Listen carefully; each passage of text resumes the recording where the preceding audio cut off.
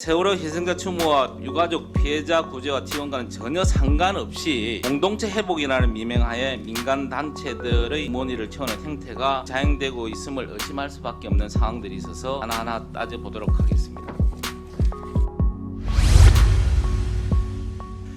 자, 세월호 피해자 지원 예산이 제대로 쓰여져 있고 있는지 관련해서 간단히 질문을 좀 드리겠습니다. 잘 아시다시피 2014년 4월 달에 우리 세월호 참사가 발생해서 특히 우리 많은 아이들이 안타깝게 희생된 사건으로 해서 국민께서 큰 충격에 빠졌고, 이를 극복하고자 세월호 특별법을 만들어서 세월호 희생자 추모와 유가족 그리고 피해자 구제 및 공동체 회복을 위해서 노력을 하고 있습니다. 본 연도 세월호 참사가 대한민국 전 국민은 물론 특히 희생자 및 유가족 피해자에게 엄청난 신체적, 정신적, 경제적 피해를 초래한 점을 감안해서 희생자 추모 및 그 유가족 피해자들께 더욱 두텁게 구제 및 지원을 해야 된다는 데는 이론의 여지가 없습니다. 그런데 다만 세월호 피해자 지원법에 따라 지원되는 예산도 역시 국민의 혈세로 충당되는 거거든요. 그래서 그 국민의 혈세가 그 사업 목적인 세월호 희생자 추모와 유가족 피해자 구제와 지원과는 전혀 관계없이 그냥 공동체 협업이라는 미명하에 민간 단체들의 주머니 돈으로만 채워지는 형태가 있어서는 안 된다는 차원에서 이 문제를 제기하고자 합니다. 그 세월호 피해 지원법에 따라서 경기도하고 정부는 2017년도부터 올해까지 약 110억 정도를 피해자 지원 사업을 하고 있습니다. 그건 알고 계시죠? 그 PT를 보시면 1단계, 2단계, 1단계에는 50억, 2단계에는 60억, 110억을 지금 사용을 하고 있습니다. 그래서 3단계도 지금 2023년부터 2025년까지 계획을 하고 있는데요. 이 세월호 피해 지원법의 목적은 보면 아까도 제가 말씀드렸다시피 희생자 추모와 피해를 입은 사람에 대한 구제와 지원 등을 통하여 피해 지역의 공동체 회복을 도모한다라고 나와 있습니다. 그런데 세월호 희생자 추모와 유가족 피해자 구제와 지원과는 전혀 상관없이 맹목적으로 공동체 회복이라는 미명하에 민간 단체들의 주머니를 채우는 행태가 공공연히 자행되고 있음을 의심할 수밖에 없는 상황들이 있어서 하나하나 따져보도록 하겠습니다. 2020년 한 해 거만 저희들이 분석을 했습니다. 총 사업비 20억 중에 7억 4천만 원이 민간 단체에 대한 보조금으로 직접 지원을 했습니다. 사회적 갈등 치유에 2억, 지속 가능한 마을살이에 3억 4천, 세월호 가치 확산에 2억을 했습니다.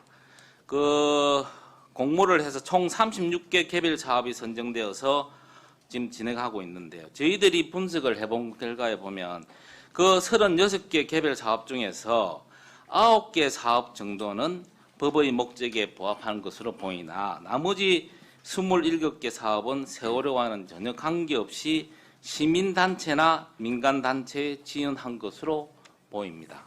하나하나 한번 따져보겠습니다. 먼저 사회적 갈등 치유 공모 사업 5개입니다. 이게 2억이 지원됐는데요. 이 5개 항목은 내용적인 면은 더 따져봐야 되겠지만 일단은 표면적으로는 법의 목적에 맞게 집행한 것으로 보입니다. 이 5개 항목 다음으로 넘어가겠습니다. 두 번째, 지속 가능한 마을살이 공모 사업이 20개 3억 4천이 들어갔는데요. 빨간색으로 된 게 세월호와 관계없거나 예산 집행에 문제가 있는 단체로 저희들이 분석이 된 거고, 파란색은 세월호와 조금 관계가 있다 하는 항목입니다. 요 20개 중에 딱 5번 이 항목만 세월호와 좀 관계가 있고 나머지는 세월호와 전혀 관계가 없는 것으로 분석이 됩니다.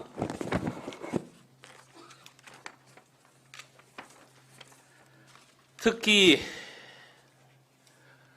벚꽃 사이 마을 협동조합 같은 경우에는 수영장에 딸린 대부도 펜션에서 자녀들과 1박 2일을 해서 87만 원 결제한 것도 보이고, 청소년 열정공간 99도시에는 보면 아내가 남편에게 인쇄 홍보를 다 맡기고 933만 원 집행한 것도 보이고, 그다음에 대부도 청년 비빌 언덕 찾기에는 5명이 전주 한옥마을이나 신안, 제주도 등을 돌면서 1,200만 원 사용한 거라든지, 움직이는 사람들 단체에서는 대부도 풀 펜션을 이용해서 500만 원 정도 쓴 그런 부분들도 보입니다. 그다음에 세 번째, 세월호 가치학선 공모 사업에는 11개인데요. 11개 중에 3개 정도는 세월호와 관련되는 사업으로 집행된 것으로 보이고 나머지는 전혀 관계가 없는 것으로 보인다. 특히 주식회사 이래 같은 경우에는 경력 단절 여성에게 가죽 가방 재료비 1,100만 원, 강사료 640만 원, 전혀 관계가 없이 그냥 시민단체가 운영할 수 있는 그런 주머니 돈처럼 쓰는 것으로 보입니다. 그래서 제가 보기에는 세월호 희생자 추모와 유가족 피해 및 지원을 통한 공동체 회복임에도 불구하고 전혀 세월호와 관계없이 방탕하게 예산 집행이 된 것으로 보입니다. 우리 지사님은 예산 전문가시지 않습니까? 예산을 이렇게 써도 되는 겁니까? 어떻습니까? 세월호 사건 날 적에 예. 제가 국무조정실장으로 예. 그 옆에서 이렇게 볼 수 있는 위치에 있었기 때문에 우리 그 세월호 피해자나 유가족에 대한 취해에 대해서는 정말로 진심과 진정성까지 한다고 생각을 예. 합니다. 우리 의원님께서 지적하신 민간단체 보조금 사용에 대해서는 조금 더 사업 목적에 맞게 예산 집행됐는지를 봐야 한다고 생각을 예. 하고요. 예. 전반적으로는 이 피해자와 안산 시민에 대해서 좀 폭넓은 예. 대책 마련이 저는 필요하다고 생각하고 있습니다. 예. 그럼에도 불구하고 이 세월호 피해 지원 사업은 뭐냐면 법의 목적처럼 희생된 사람을 추모하고 신체적, 경제적, 정신적 피해를 입은 사람에 대한 지원을 통하여 공동체 회복을 도모하는 것으로 되어 있거든요. 그래서 그 부분은 좀 더 우리 엄격하게 해석을 해야 된다. 이 돈을 그냥 쓰라고 주는 돈이 아니다. 국민의 길세를 통해서 이 돈을 지원하는 건데 이렇게 주머니 돈이 삼지돈 시민단체나 아니면 다른 단체에 대해서 그냥 너가 용돈처럼 쓰라라고 보내는 돈은 아니지 않습니까? 그죠?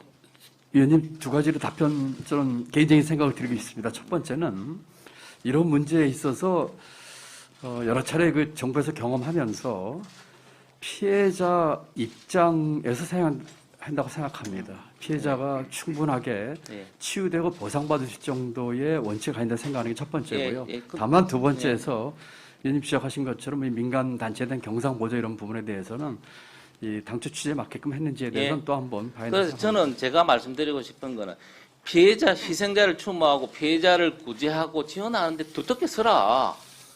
거기에 돈을 써야 되지. 왜 돈이 옆으로 새는 걸 방지를 못하느냐. 이런 차원입니다.